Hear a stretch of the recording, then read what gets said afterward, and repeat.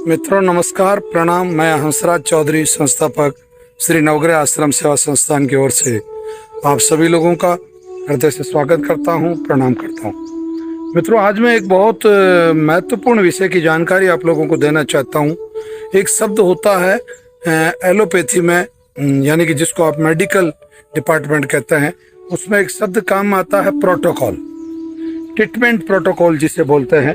और ख़ास तौर से जिस रोग का इलाज किया जाता है उसके नाम से, जैसे कैंसर की अगर मैं बात करूं तो कैंसर ट्रीटमेंट प्रोटोकॉल ऐसा उसमें कहा जाता है। तो ये जो प्रोटोकॉल है, ये प्रोटोकॉल का वैसे सामान्यतया जो अर्थ निकाला जाता है वो ये होता है कि भाई किसी को किस तरीके का सम्मान दिया जाएगा, कौन किस पद का व्यक्ति है, उसको उस तरीके का सम्मान दिया जाएगा। मूलतः वैसे प्रोटोकॉल का अर्थ ये होता है। एक सरकारी पदों में तो विभागों में तो एक प्रोटोकॉल अधिकारी तक होता है कि वो जैसे राज्यपाल आएंगे तो उनको कैसा सम्मान दिया जाएगा, कैसे गार्ड ऑफ ऑनर होगा, या मुख्यमंत्री जी होंगे तो उनके लिए क्या होगा, अगर मंत्री जी होंगे तो क्या होगा, विधायक होंगे तो क्या होगा, कलेक्टर साहब का क्या प्रोटोकॉल होगा, इस तरीके का सब होता है। परंतु ये इलाज में भी प्रोटोकॉल होता है। एलोपैथी का ऐसा मानना है कि जैसे उदाहरण के लिए कोई कैंसर रोगी जाता है, उसकी जाते पहले वो जांचें करते हैं। तो उसका जैसे उदाहरण के लिए मान लो किसी को फेफड़े का कैंसर है, उस खांसी चल रही है, तो पहले उसका एक्सरे करेंगे। एक्सरे के बाद में अगर समझ में नहीं आए तो उसका फिर सीटी स्कैन करेंगे। सीटी स्कैन में भी समझ में नहीं आया तो फिर उसका मार्कर टेस्ट करेंगे। मार्कर टेस्ट में भी अगर वो चीज़ नहीं आती है तो उसके और जो फर्दर जो जांचें हैं वो जांचें करेंगे, बायोप्सी करेंगे।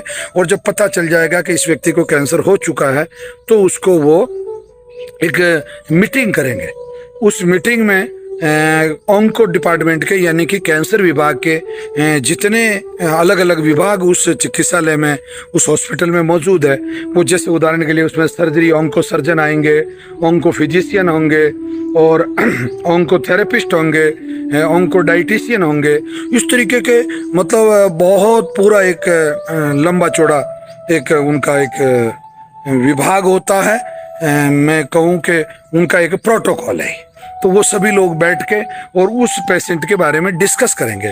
डिस्कस करने के बाद में अब उसको सबसे पहले कीमो दिया जाए, या सबसे पहले रेडिएशन किया जाए उसका, या सबसे पहले भिड़ते ही उसकी सर्जरी की जाए, या उसको अगर कीमो दिया जाए तो कौन सा ओरल कीमो दिया जाए, या उसको इसके इंट्रा मतलब वेंस जो है उसको ड्रिप के माध्यम से, बोतल के माध्यम से कीमो दिया जाए, फिर सर्जरी की जाए तो कैसे की जाए, ये सब चीज़ें होती हैं। और इन सब चीज़ों को ऑन पेपर रिकॉर्ड में लिया जाता है, लिखा जाता है कि भाई उसके पेशेंट की जो वो होती है फाइल, उस फाइल में ये सब चीज़ें इंदराज की जाती है, लिखी जाती है।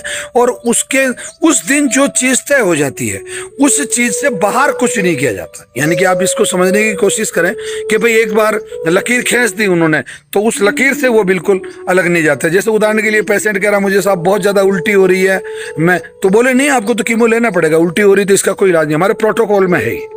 और ये सब चीज़ें वो लिखते हैं। वो कहेंगे नहीं हमारे प्रोटोकॉल में भैया, हम आपको रेडिएशन देंगे तो देंगे, इतना रेडिएशन देना है तो देना है, क्योंकि हमारे प्रोटोकॉल के अंदर है, हमारे नियम के अंदर है। और उस नियम के चक्कर में पेशेंट धीरे धीरे धीरे कमज़ोर होता जाता है और कभी कभी तो अपनी जान तक खो देता है। ये एक सिस्टम हुआ। अब दूसरा सिस्टम ये है कि आयुर्वेद पाते हैं। आयुर्वेद का भी अपना प्रोटोकॉल है, परंतु आयुर्वेद इस प्रोटोकॉल का ढिंढोरा नहीं पीटता है। आयुर्वेद के अंदर भी नियम है। जैसे कोई भी रोगी आएगा तो हम उसकी पहचान करेंगे कि भाई ये रोगी, पता करेंगे भाई ये किस रोग का रोगी हो सकता है। फिर उसको अगर उसको खांसी चल रही है तो हमें पता चलेगा। फिर उसके त्वचा का रंग अगर फीका पड़ा हुआ है तो अनुमान लगेगा। फिर उसके कफ में उससे पूछेंगे, जानकारी करेंगे। यानी कि उसके जो निदान की जितनी प्रक्रियाएं हैं, निदान प्रक्रिया, इसको ध्यान देना। आयुर्वेद में रोग के कारण और रोग का पता लगाने का जो सिस्टम है उसको निदान कहा गया।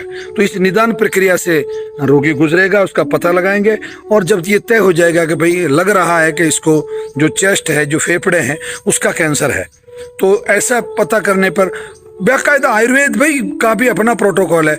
आयुर्वेद उसको बाकायदा उसको तय करेगा कि भाई इसको, और ख़ासतौर से मैं श्री नवग्रह आश्रम सेवा संस्थान की अगर बात करूं तो बाकायदा हमारे जो चिकित्सक हैं उसकी जो जांचें, आजकल तो आधुनिक ज़माना हो गया है तो सब जांचें लेके आते हैं, चेस्ट का एक्सरे लेके आते हैं, चेस्ट की सोनोग्राफी लेके आते हैं, या जो मार्कर टेस्ट है वो लेके आते हैं। इन सब चीज़ों को देखने के बाद में ये स्वतः हाँ हम इस तरीके से मीटिंग करने का या इस तरीके का, क्योंकि रोगी से नवग्रह आश्रम पर इस तरीके का कोई पैसा नहीं लिया जाता, ना पेशेंट को देखने का पैसा लिया जाता, डॉक्टर की कोई फीस नहीं है यहाँ।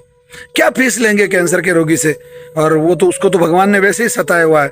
और हमारे यहाँ तो किडनी के और किसी भी प्रकार के रोगी से कोई किसी प्रकार की फीस ली ही नहीं जाती है, फीस का ऐसा कोई सिस्टम ही नहीं है। तो बहुत अगर कोई कॉम्प्लिकेटेड केस होता है तो हमारे डॉक्टर बिल्कुल आपस में मिल के उस रोगी को कहते हैं भैया आप रुकिए, 2 घंटे रुकिए, 3 घंटे रुकिए, हम 5-6 चिकित्सक बैठ के और इस बात का बाकायदा फैसला करते हैं कि भाई इस रोगी को जो आयुर्वेद का जो कीमो है, हमारा श्री नवग्रह आश्रम की जो खोज है, इस मानवता के लिए एक बहुत बड़ी ये खोज है, वो किस तरीके से दिया जाएगा, कितने चम्मच मात्रा दी जाएगी, और काढ़ा जो दिया जाएगा, कैंसर किट कितनी मात्रा में दिया जाएगा, कैंसर कीमो कितनी मात्रा में दिया जाएगा, और रक्त शोधन कितनी मात्रा में दिया जाएगा, इसके भोजन का क्या सिस्टम होगा, इसको कौन कौन से दूध, अगर ये बकरी का दूध ले तो इसको ज़्यादा लाभ होगा, मतलब इसका खाने में जो पौतान का जो इसको भोजन दिया जाएगा आटा, वो कितनी मात्रा में ये लेगा, लिक्विड डाइट कैसी होगी, ये सब प्रोटोकॉल हम भी तय करते हैं। तो यानी कि मेरा कहने का अभिप्राय सीधा सीधा ये है कि जो आधुनिक चिकित्सा विज्ञान है, जिसको आप एलोपैथी कहते हैं, तो एलोपैथी की चिकित्सा लेने से मुझे कोई एतराज नहीं है। आप लें, आपको जिस चीज़ से अधिक लाभ हो रहा है उस प्रोटोकॉल को आप लें। तो मेरे आज के वीडियो का जो सबसे मुख्य मकसद है, इसकी वीडियो को आखिरी तक आप देखें। कई लोगों में ये धारणा है कि नहीं, आयुर्वेद तो बिल्कुल विलोम शब्द है एलोपैथी का। ये बिल्कुल आपकी गलतफहमी है। आयुर्वेद एलोपैथी का विलोम शब्द नहीं है, आयुर्वेद एलोपैथी का जन्मदाता है। यानी कि एलोपैथी भी अगर निकली है तो वो आयुर्वेद के बाद निकली है और आयुर्वेद से निकली है। तो एलोपैथी से मुझे कोई एतराज नहीं है। हाँ, अगर आपको बहुत टेक्निकली, बहुत सही तरीके से, अगर आपकी मान लो बिल्कुल टारगेट तरीके से, टारगेट शब्द बोल रहा हूँ, एक बटन के जितनी सी जगह पे अगर आपका रेडिएशन किया जाता है और आपके शरीर में अगर साइड इफेक्ट नहीं आते हैं तो मैं तो उस रेडिएशन को अच्छा मानूंगा, अगर वो टारगेट है तो। और बाकी पूरा जो पुराने तरीके से पुरानी जो कोबाल्ट की जो मशीनें हैं, कोबाल्ट थेरेपी और ये वो उनसे तो अगर किया जा रहा है तो वो भले ही उनके प्रोटोकॉल में आता हो, और अगर ईमानदारी से पूछा जाए तो वो प्रोटोकॉल में नहीं आता है। क्यों कि आधुनिकतम जो विधि है उसको अगर इस्तेमाल किया जाए, जैसे कीमो के मामले में अभी जैसे मुझे ज्ञात हुआ है, कुछ लोग बताते हैं कि बेंगलुरु के अंदर एक लैब है, अमेरिका की कोई कंपनी ने यहाँ एक लैब स्थापित की है, तो वो टारगेट कीमोथेरेपी करते हैं उनका। तो अब वो टारगेट कीमोथेरेपी, हालांकि उसके अभी कोई विस्तार से कुछ परिणाम सामने नहीं आए हैं कि उससे कितने प्रतिशत लोग ठीक हुए हैं या कितना लाभ है, या सामान्य कीमो में और उस कीमो में कितना अंतर है। परंतु अगर उस कीमो में मान लो लाभ है, अगर और पता चलता है कि भाई उससे आदमी के बाल नहीं झड़ते हैं, उल्टी नहीं होती है, दस्त नहीं होती है, कमजोर नहीं होता है, तो इस तरीके का किया जा सकता है, इसमें कोई तकलीफ नहीं। और उसके साथ साथ में श्री नवग्रह आश्रम का जो चिकित्सा पैटर्न है उसको बिल्कुल इस्तेमाल करें, उससे कैंसर कभी रिकरेंस नहीं होगा।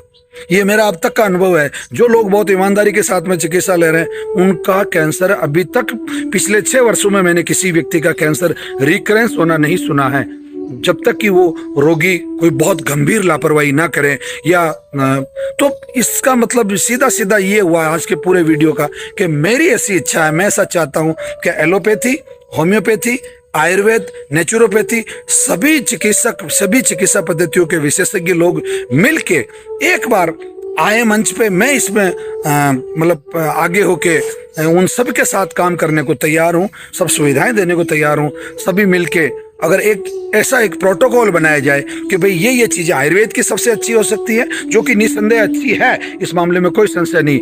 ये चीज़ एलोपैथी की अच्छी हो सकती है। जैसे हम कहते हैं नींद नहीं आ रही, नींद की कोई गोली ले ली, क्या तकलीफ हो रही, उसके अंदर एक प्रोटोकॉल तय कर दिया जाए कि भाई इन औषधियों से उसको मतलब फायदा होगा, उसकी किडनी खराब नहीं होगी, इसके कोई साइड इफेक्ट नहीं होंगे। होम्योपैथी की ये अमुक मेडिसिन है, इससे ये फायदा होगा। तो मैं भारत सरकार से भी ये निवेदन करूंगा और जो विद्वान चिकित्सक है उनसे भी ये निवेदन करूंगा, आयुर्वेद के जो विद्वान वैद्य हैं उनसे भी ये निवेदन करूंगा कि सभी लोग आएँ, एक मंच पे आएँ और इस मानवता के लिए काम करें, क्योंकि कैंसर से ज़्यादा गंभीर रोग आज की तारीख में दुनिया में नहीं है। कैंसर जिसके घर में हो जाता है, कहावत ये है कि कैंसर जिसको हो जाता है उसके घर पे गग्गू बैठ जाता है, यानी कि उल्लू बैठ जाता है, यानी कि अशुभ होता है। तो इस अशुभ को शुभ में परिवर्तन करने के लिए निश्चित रूप से श्री नवग्रह आश्रम ये इस तरीके के प्रोटोकॉल की पहल करने को तैयार है। जयपुर के एक बहुत बड़े जो सर्जन है वो इसमें पहली बार आगे आए हैं। डॉक्टर, मैं उनका नाम लेने में भी मुझे कोई संकोच नहीं है, डॉक्टर खुटेटा जी हैं। वो चाह रहे हैं कि इस तरीके का एक प्रोटोकॉल बने। होम्योपैथी के भी मेरे 2-4 चिकित्सकों से वार्ता चल रही है, तो और भी मैं काफ़ी ऑन्को फिजिशियन से भी मिल रहा हूँ। 2-3 ऑन्को फिजिशियन का भी इस तरीके का ऑफर है कि हम लोग चाहते हैं कि अपन लोग बैठ के एक इस तरीके का कोई, तो बहुत निकट भविष्य में श्री नवग्रह आश्रम सेवा संस्थान एक वेवीआर करने जा रहा है, यानी कि मोबाइल पे मतलब एक सभी डॉक्टर्स की एक मीटिंग हम करने जा रहे हैं। परमात्मा करे उसमें बहुत अच्छे रिजल्ट आए और एक ऐसा प्रोटोकॉल बने जिससे इस कैंसर रूपी राक्षस को हम सब मिलकर हरा सकें। श्री नवग्रह आश्रम सेवा संस्थान के यूट्यूब चैनल को सब्सक्राइब रखें, नोटिफिकेशन ऑन रखें। निश्चित रूप से कैंसर हारेगा, मानवता जीतेगी, विश्व जीतेगा। इसी के साथ मैं पुनः आप सभी लोगों को प्रणाम करता हूँ। नमस्कार, धन्यवाद।